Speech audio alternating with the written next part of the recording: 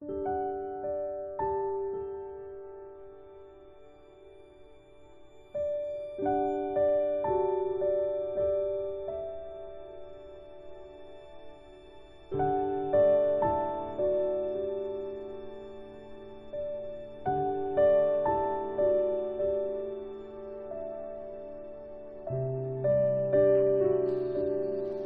대한 믿음, 신뢰, 가치를 알기 위한 여정, 독서를 통해 소통을 통해 같이 발전하기 위한 채널.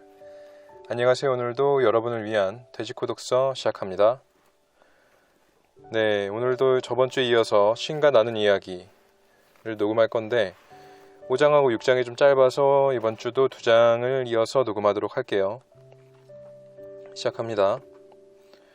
신에게 이르는 참된 길은 어떤 것입니까? 일부 요가 수행자들이 믿는 그 극기로 가능한 것입니까? 그리고 고행이라는 것은요? 많은 종교들이 가르치듯이 우리는 선해져야 천국에 가게 되나요? 10계명으로 갈 수 있는 것입니까? 아니면 깨달음으로 가는 7단계입니까? 너는 그것이 이 길이 아니면 저 길이어야 한다는 강박감에 사로잡혀 있다. 네가 가장 잘 이해할 수 있게끔 대답해 주리라. 10계명 따위는 없다. 그리고 신의 말은 명령이 아니라 계약이었다. 신이 창조한 것에 대해 명령하지 않는다. 내가 누구에게 명령한단 말인가? 내 명령을 지키지 않았다고 해서 누구를 벌한단 말인가? 오직 나만이 존재하는데. 그렇다면 천국에 가기 위해 10계명을 지켜야 하는 건 아니군요. 천국에 가는 일 같은 건 존재하지 않는다. 너희가 이미 그곳에 있음을 아는 것만이 있을 뿐이며 수고나 애씀이 아니라 받아들임과 이해만이 있을 뿐이다. 너희는 어디에도 있지 않은 곳으로 가고 있다. 너희가 말하는 식의 천국이란 어디에도, 영어로 nowhere라고 하죠. 그 어디에도 없다. 이 단어에서 W와 H를 약간 벌려보라. 그러면 너희는 천국이 지금, now, 여기, here라는 걸 알 것이다. 누구나 다 그렇게 얘기합니다. 누구나 다요. 그런 얘기가 절 미치게 합니다. 천국이 지금 여기 있다. 바로 여기 있다면 어떻게 제가 그걸 모를 수가 있죠? 어째서 저는 그걸 느끼지 못하죠? 게다가 세상은 왜 이렇게 엉망진창입니까?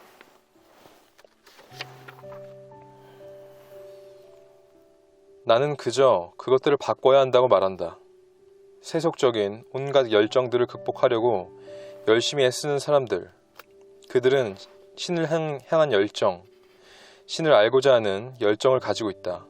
그러나 그 역시 열정을 다른 열정으로 바꾸는 것이지 열정을 없애는 것이 아니다. 열정은 존재가 행동으로 바뀜을 사랑하는 것이다. 행동은 체험된 존재다. 그런데 흔히 행동의 일부로 무엇이 창조가 되는가? 바로 기대다. 기대 없이 특정한 결과들을 요구하지 않으면서 삶을 사는 것, 그것이 바로 자유다. 그것이 바로 신성이다. 그것이 바로 내가 사는 방식이다. 요가에서 이야기하는 극기는 행동하지 않겠다는 결정이 아니라 극기는 특정 결과를 기대하지 않겠다는 결정이다. 열정은 존재가 행동으로 바뀜을 사랑하는 것이다 라는 말씀이 무슨 뜻인지 설명해 주십시오. 사랑이라는 것과 뭔가를 사랑한다는 것은 전혀 다른 문제다. 알다시피 일단 신 혹은 너희 내면의 신은 사랑을 하고 나면, 즉 자신을 실현하고 나면 더 이상 아무것도 필요하지 않다. 반면에 인간은 흔히 투자한 것에 대한 반대급부가 필요하다. 만일 우리가 누군가를 사랑한다면 그것도 좋다. 하지만 상대방에게서 그 사랑을 어느 정도 되돌려 받는다면 그건 더 좋은 일, 그게 더 좋은 일이라는 식이다. 이것은 열정이 아니다. 이것은 기대다. 기대는 인간이 겪는 불행의 가장 큰 원천이며 인간을 신에게서 떼내는 것이다. 극기는 동양의 일부, 그 일부 신비주의자들이 삼매경이라고 불러온 체험, 즉 신과 하나됨과 신과 합일, 혹은 신성과 융합하고 신성으로 녹아듦을 통해 이 분리 상태를 끝내고자 하는 것이다. 그러므로 극기는 결과는 거부하지만 열정은 결코 거부하지 않는다. 사실 성각자들은 열정이야말로 신에게 이르는 길, 자기 실현으로 가는 길임을 직관으로 안다. 돼지코가 생각하는 이 열정, 성각자들이 얘기하는 열정이라는 것은 부자들이 얘기하는 관점에서 봤을 때 나를 의심하지 않는 믿음인 것 같아요. 성각자들은 벌써 이걸 알고 나의 가치관이 돈, 아니면 명예, 이런 것들이 아닌 그냥 깨달음을 향해 달려가는 그 하나의 열정만 가지고 있었던 거죠. 우리의 삶과 우리의 임무, 그런 것들이 신에게 이르는 길이라고 굳게 믿고 갔던 것이라고 생각을 합니다. 물론 저희도 가야 되는 길이 그런 길이라고 저는 생각을 하는데, 아직은 저도 완전한 깨달음을 얻은 상태가 아니고 그냥 그 길을 향해 그 길을 보면서 달려가고 있는 상태인데, 그래서 이런 책들을 읽으면서 점점 완벽한 믿음이라는 것에 대한 그 믿음이 제 마음속에서 조금씩 피어나고 있는 것 같아요. 그래서 처음에는 솔직히 누구나 그렇게 원하는 것처럼 빠른 길을 원하고, 빠른 길이 왜 안 이루어지나 그런 상황 속에서 굉장한 스트레스도 받고 굉장히 힘든 부분들이 많이 있었는데, 신과 나눈 이야기를 통해서 또 더 많은 깨달음을 또 얻은 것 같아요. 이런 성각자들의 열정을 통해서 이 열정을 조금이라도 느낄 수 있다면 우리가 우리를 믿고 어느 가야 할 길로 잘 나아갈 수 있을 것이라고 생각을 합니다. 네, 이어서 볼게요. 그러나 이 여행에서 너희가 가는 곳에 이르지 않을 수는 없기 때문에 잘못된 길 같은 건 있을 수 없다는 걸 알아둬라. 삶의 목적은 어딘가에 이르는 것이 아니다. 삶의 의미는 너희가 이미 그곳에 있고 예전에도 항상 있어 왔다는 걸 깨닫는 것이다. 네, 5장은 여기서 마무리고 6장 이어서 해볼게요.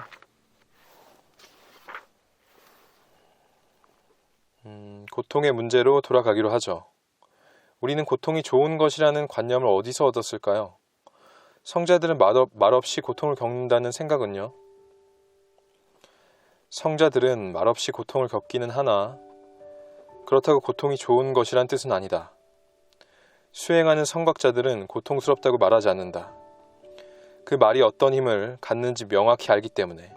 그래서 그것에 관해서는 그저 한마디도 하지 않기로 택했기 때문에.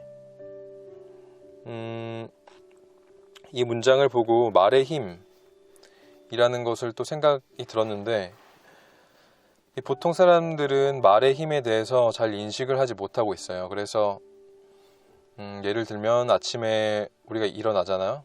아침에 일어났을 때 전날에 굉장히 힘든 일이 있었고 그리고 힘든 상태로 잠이 들었어요. 그럼 아침에 일어나면 당연히 몸이 굉장히 찌뿌둥하고 일어나기 싫고 출근하기 싫고 그렇겠죠. 그럼 아침부터 이런 말을 해요.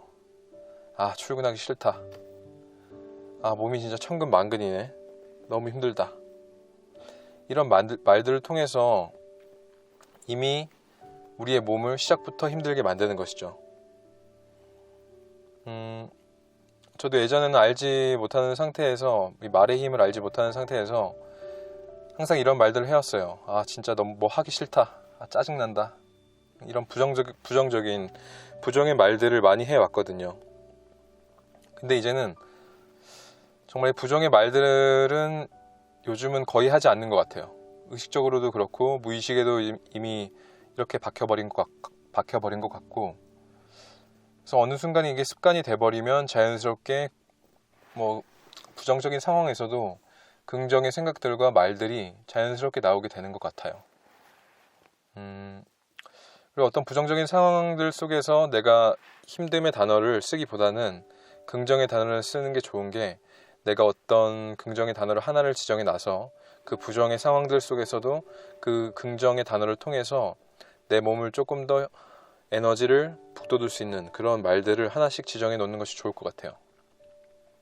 저는 굉장히 힘들거나 이런 상황이 있으면 되게 어메이징하고 판타스틱한 상황이다, 이렇게 이야기를 하거든요.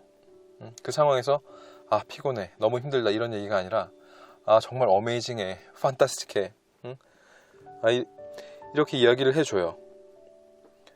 그러면 그 단어를 통해서 이 무의식이 그 단어를 받아들이고, 이 무의식은 어떤 단어를 이 직관적으로 자기 임의대로 해석하기보다는 이 단어 그대로를 판단을 해서 판단을 하는 게 아니라 이 단어 자체를 해석해서 내 몸을 준비시키기 때문에 내 몸에는 에너지가 자연스럽게 차게 됩니다. 그래서 이 단어의 힘이 굉장히 무서운 것이죠. 이 단어의 힘을 아시고, 이 수행하는 성각자들이 고통스럽다는 말을 하지 않는다 했는데, 이미 이들은 말의 힘을 알았던 것이죠. 그래서 여러분들도 꼭 말의 힘을 아셔서 이 항상 좋고 긍정적인 말들로 하루를 보내셨으면 좋겠습니다.